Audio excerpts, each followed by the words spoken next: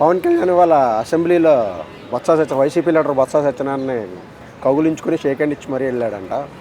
దాన్ని మీరు ఎలా చూస్తారు? అంటే పవన్ కళ్యాణ్ అనే వ్యక్తి చాలా మంచి వ్యక్తి.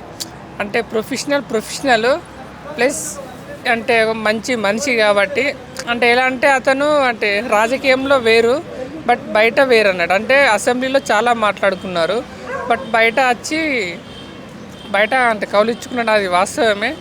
బట్ ఇలాంటి ఒక మంచి వ్యక్తి కాబట్టి అలా కౌలించుకున్నాడు అన్నట్టు. అంటే వాళ్ళ మాటలు చాలా ఉంటాయి బట్ అంటే మనం కొట్లాడుకుంటాం కానీ బయట కలిసి ఉంటాం అన్నట్టు. అలా పవన్ కళ్యాణ్ మంచితనం అలా.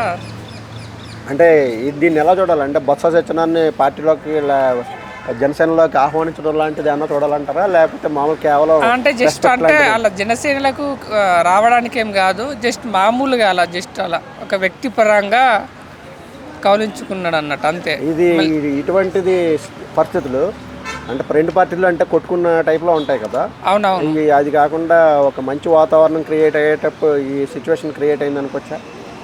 అనుకోవచ్చు. అంటే ఒక మంచి వాతావరణం క్రియేట్ అయ్యింది. అంటే ఎందుకంటే ఇప్పుడు పవన్ కళ్యాణ్ వచ్చేసి డిప్యూటీ సీఎం, అంటే వాళ్ళకు కూడా అంటే ఏమన్నా నిధులు కావాలన్నా కూడా అంటే పవన్ కళ్యాణ్ చంద్రబాబు ఇస్తేనే కదా అంటే వాళ్ళని చేయడానికైనా. బట్ ఎలా అంటే వీళ్ళతో క్లోజ్గా ఉంటే వాళ్ళకు కూడా ఎంతో చిన్న నిధులు కానీ ఏమైనా వస్తాయి కదా, అంటే ఫండ్స్ కానీ అలా. అంటే వాళ్ళ గ్రామానికి ఏమైనా చేయాలన్నా కూడా వీళ్ళ పార్టీ ఉంది, టీడీపీ ఉంది కాబట్టి వీళ్ళ నుంచే పార్టీ ఫండ్స్ వస్తాయి వాళ్ళకు. అంటే ఎమ్మెల్యే అయినా అంటే వాళ్ళ పార్టీ లేదు కాబట్టి వీళ్ళ పార్టీ నుంచి వస్తాయి కదా. అలా ఎందుకంటే ఇక వాళ్ళతో కూడా క్లోజ్ ఉంటే అంటే కలిసి ఉంటే మనకు కూడా వస్తుంది కదా, అంటే బెనిఫిట్ అన్నట్టు అలా. అంటే ఇలాంటి వాతావరణం బాగుంటుంది అనుకోవచ్చా? కొట్టుకోవడం కంటే కూడా కొట్టుకోవడం ఎందుకన్నా అంటే ఇలా అందరూ కలిసిమెలిసి ఉంటే మనకు ఆంధ్రప్రదేశ్ కూడా చాలా బాగుంటుంది. సమస్యల మీద ఎక్కువ చర్చ జరుగుతుంది అనే విధంగా అనుకోవచ్చు అంటారా? అప్పుడు ఇలా మంచి వాతావరణం ఉంటే ప్రజల సమస్యల మీద ఎక్కువ ఫోకస్ అవుతుంది అనుకోవచ్చా?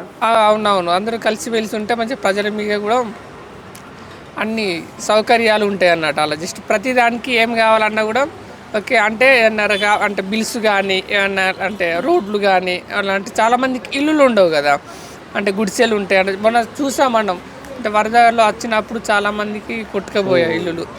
అంటే హీరోస్ కూడా చాలామంది 1 crore అలా ఇచ్చారు. బట్ అలా అందరూ కలిసి ఉంటే బాగుండు అని అలా.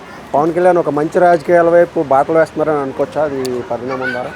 అనుకోవచ్చు. పవన్ కళ్యాణ్ అసలు రాజకీయానికి వచ్చిందే ప్రజలకు సేవ చేద్దామని. అలాంటి అతను ఏది చేసినా రైటే అన్నట్టు. అంటే అతను సినిమా ఇండస్ట్రీలో చాలామంది సంపాదించుకోవచ్చు బట్ ఇది కాదు అని రాజకీయంలోకి వెళ్ళి అంటే ఒక ఫస్ట్ పేసారి ఓడిపోయాడు, అంటే 2 చోట్ల ఓడిపోయాడు. అంటే ఇప్పుడు మన భారతదేశంలో 100%కు 100% వచ్చిందంటే జనసేన పార్టీ ఒకటే. అంటే అలా అంటే ప్రతిదానికి ఎలా అంటే ప్రజల కోసమే చూస్తాడు. అలా ఇదొకటి పవన్ కళ్యాణ్లో చాలా నచ్చుతుంది. చాలా ఒక ధైర్యవంతుడు అన్నట్టు Pawan Kalyan. Okay, thank you.